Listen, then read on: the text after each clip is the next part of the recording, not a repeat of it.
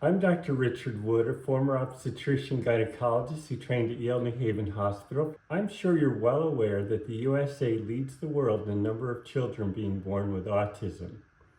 What you're probably not aware of is that the most likely cause of autism is in plain sight: fetal ultrasound.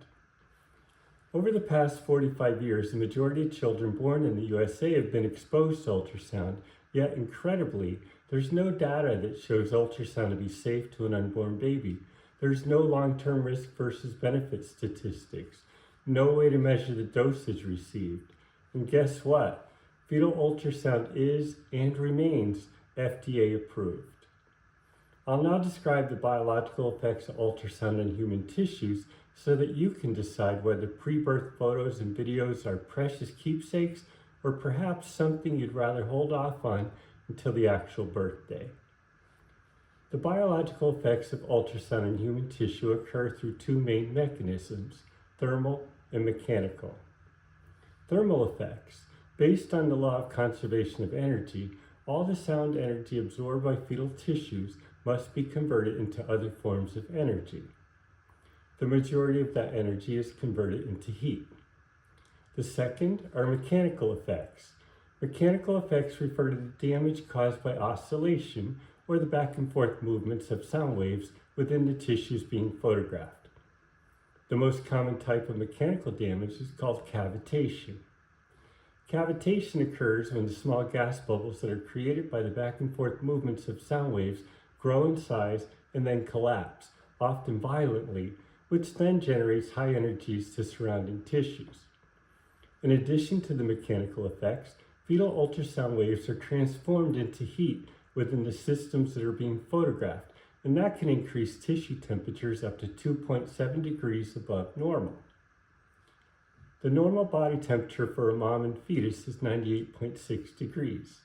As such, ultrasound has the potential to increase the temperature of the targeted systems of the fetus to 101.3 degrees. What may sound like a small temperature increase isn't small at all. As per the Cleveland Clinic, symptoms of a fever above 100.4 degrees in adults are chills, shivering, shaking, body aches, headaches, malaise, intermittent or constant sweating, along with a flushed complexion and skin that feels hot to the touch. Just 1.8 degrees above normal body temperature is enough to wreak havoc on a healthy adult. In 2014, Medical News Today published a review of 46 studies of expectant mothers who had fevers during the first trimester. Moms with fevers had increased risk of their children being born with cleft palates, congenital heart defects, and neural tube defects by 1.5 to 3 times normal population. When a fever alone in a mom is enough to cause birth defects, how could anyone believe that any temperature increase at all within a developing baby is safe? In the past, when high numbers of children were born with neural tube defects, our government responded by looking for the cause of that. They wanted to prevent neural tube defects. They discovered that neural tube defects were caused by insufficient folic acid. Moving forward, women planning to conceive were advised to take folic acid. Our government also fortified breakfast cereals with that vitamin because most Americans began their day with a bowl of cereal. Today, we rarely see a child born with a neural tube defect. Similar investigations were carried out when other clusters of birth defects appeared. Fetal alcohol syndrome, thalidomide, and DES babies comes to mind. Our government discovered, then educated the public that there's no safe amount of alcohol for pregnant women, and today there's rarely a child born with fetal alcohol syndrome. When babies were being born without limbs, we learned that their moms were prescribed thalidomide for morning sickness. Thalidomide was banned.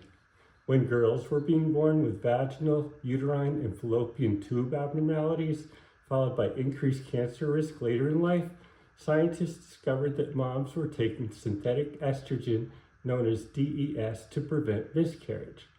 DES was banned from human use. Our government's approach to autism is not at all about cause and prevention. It's about diagnosing and integrating kids into society. Believe it or not, there are decades of NIH-sponsored studies that have consistently shown inflammation and cellular abnormalities within brain biopsies and CSF fluid of children with autism. And the NIH actually acknowledged that evidence, then did nothing to investigate how the damage got there. Doubt me? This is from the NIH website. Today, autism is widely recognized as a complex developmental disorder triggered by environmental factors in which inflammation may interfere with early brain synapse formation. Autism frequently co-occurs with other neurological and behavioral conditions and is often accompanied by elevated levels of cellular oxidative stress, mitochondrial dysfunction, and gastrointestinal disorders. Does it make sense to you that fetal ultrasound, the most common thing that our unborn children are exposed to, isn't considered to be the most logical source of the inflammation and cellular damage? America's current approach of diagnosing and integrating kids with autism into society, rather than looking for the cause and preventing autism, has created huge and profitable businesses.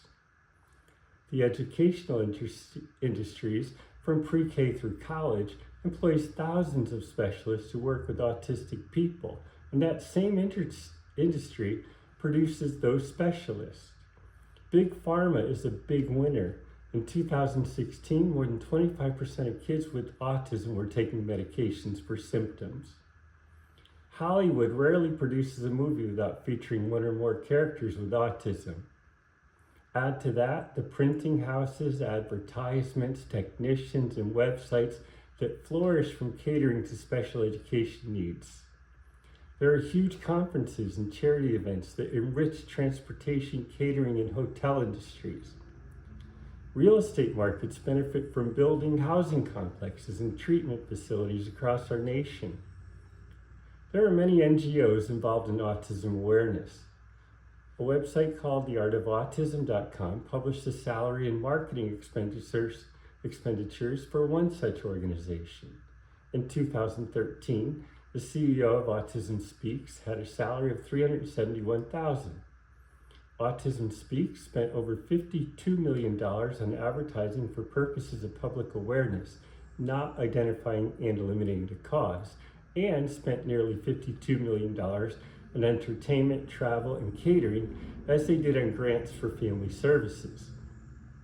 In 2019, the salary and bonuses for the CEO of Autism Speaks was just under $1 million.